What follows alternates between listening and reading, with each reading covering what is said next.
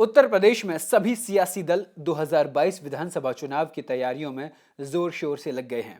Samajwadi party प्रमुख अखिलेश यादव के नेतृत्व में रथ यात्रा निकालकर बीजेपी को कड़ी चुनौती पेश कर रही है। वहीं आज बीजेपी ने भी सीएम, डेप्यूटी सीएम, प्रदेश अध्यक्ष सहित एमएलसी बनाए गए सभी नेताओं को भी चुनावी मैदान में उतारने का ऐलान कर एक बड़ा दांव खेल दिया है।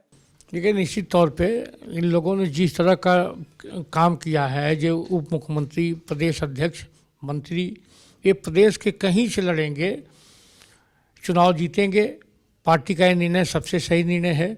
मेरा ये मानना है, प्रदेश व केंद्र सरकार के काम पे, इनके चेहरे पे ही हमें चुनाव लड़ना है। इन लोगों ने जिस तरह 5 साल लगातार संघर्ष किया है, इन्होंने जिस तरह से योगी जी ने, स्वतंत्र देव सिंह जी ने, या केशव मौर्य जी ने, दिनेश शर्मा जी ने निश्चित तौर पे प्रदेश और केंद्र सरकार की नीतियों को धरातल तक उतारने का काम किया है।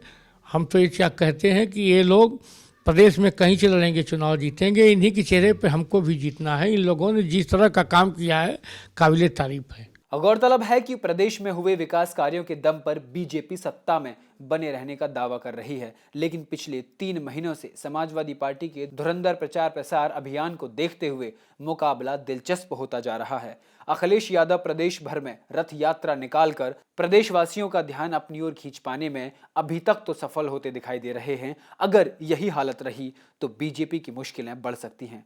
शायद इसी को ध्यान में रखकर बीजेपी ने सभी बड़े नेताओं को चुनावी मैदान में उतारने का ऐलान कर दिया है।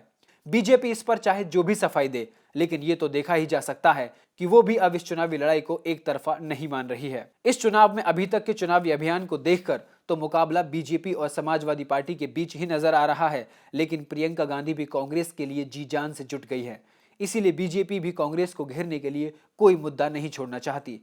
बड़े नेताओं के चुनाव लड़ने पर कांग्रेस ने प्रतिक्रिया देते हुए कहा कि बीजेपी चाहे जितना प्रयास कर ले, लेकिन जनता इस बार उन्हें मौका देने वाली नहीं है। देखिए, वर्तमान में बीजेपी के जो भी कार्य थे वो तो जग जाहिर हो चुके हैं। आज देश का, प्रदेश का कोई भी वर्ग हो, चाहे वो महिला हो, चाहे व्यापारी हो, युवा हो, किसान हो, आज वो रोडों पे बैठा हुआ है। तो आज कहीं ना कहीं चाहे युवा हो वो हताश है, उसके हाथ में रोज़गार नहीं है, महंगाई चरम पर है।